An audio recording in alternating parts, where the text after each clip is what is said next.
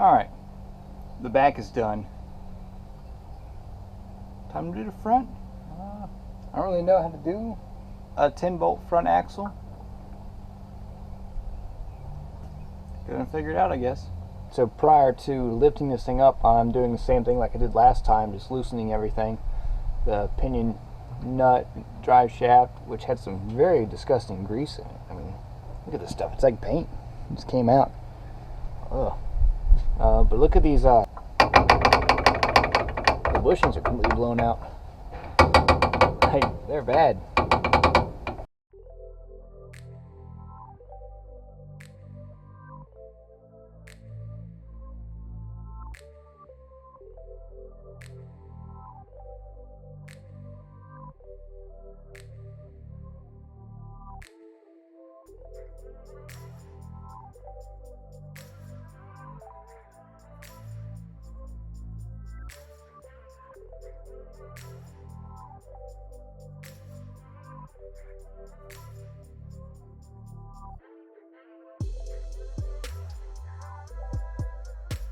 I think I should get a brake on before this is over with.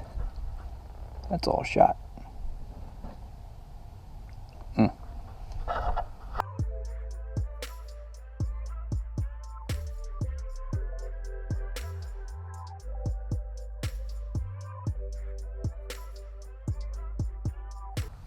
So the cross pin shaft bolt broke because why wouldn't it?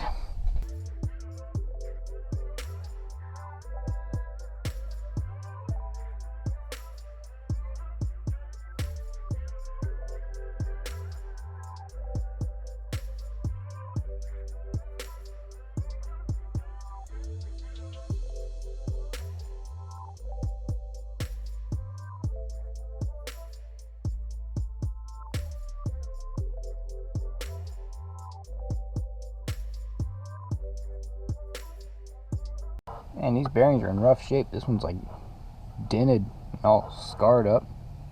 The rollers roll fine, but it just ate up. This side's got rust on it. Look at that.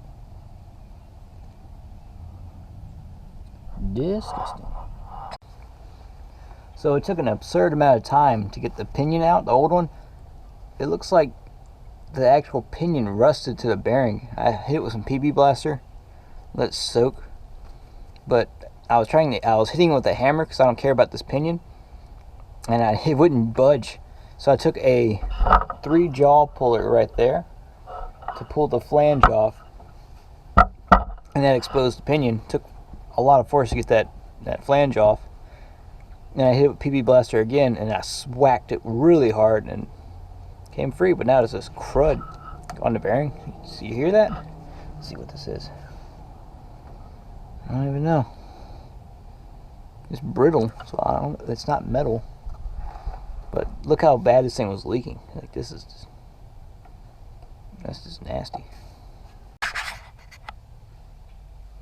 While I'm down here, I'm gonna knock out the bearing, this old leaking seal, and the race, and then get ready to put the new stuff in.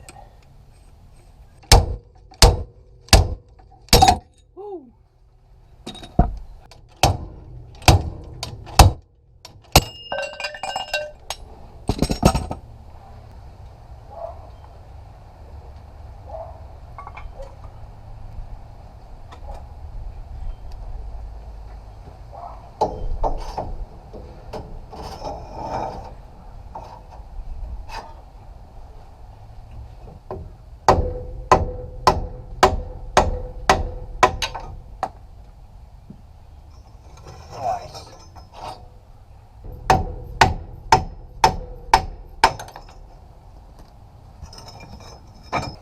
Jacks. There, a seal puller, breaker bar, and they can lift stuff. Amazing.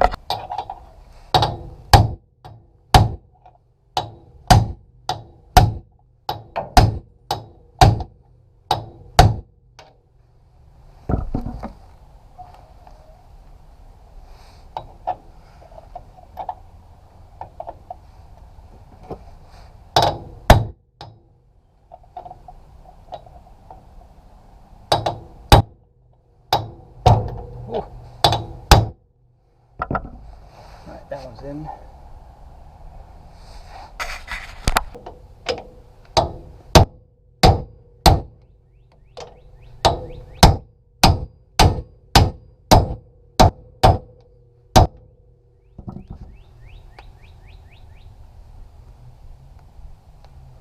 It is day 847 of axle swap.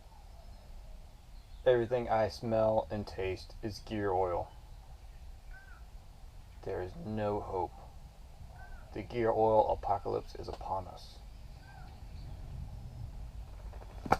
The new shims are made up. Driver, passenger. I went ahead and I added 5 thousandths to each side, because when I pulled the carrier out, there was not enough preload on it. Like, I didn't have to pry it out, it just kind of fell out. So that should keep it in there a little tighter.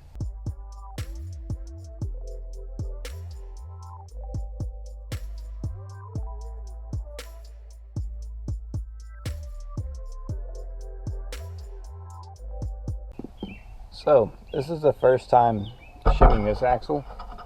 I'm not shimming, but trying to measure it. And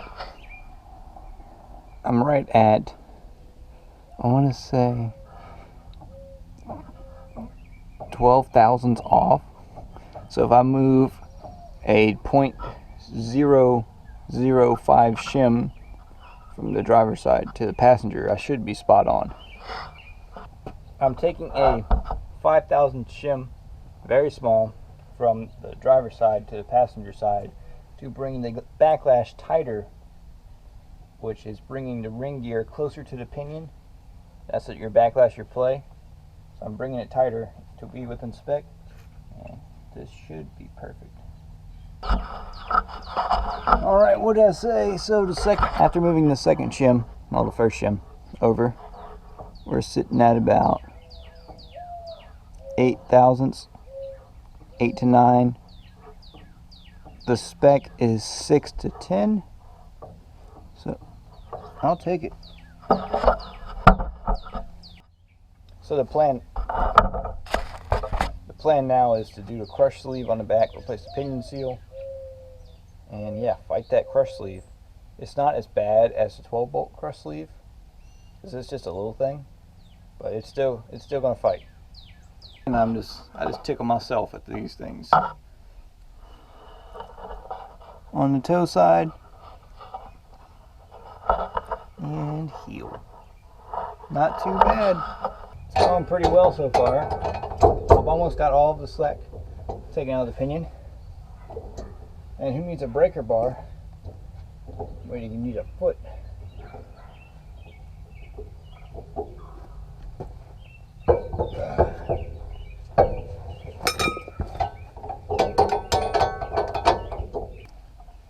Looks like we're right about 16 to 18.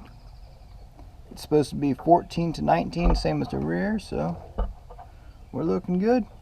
I've got the spindle. I put the new needle bearing in there, which the old one was a pain to get out. It's all greased up. I'm going to take this new axle seal and put it around the axle. Just slips right over. And then we take our new seal, take it open side, and just put it into the spindle. She's in there. And I like putting the key notch up just for ease of installation of the hub. Trash.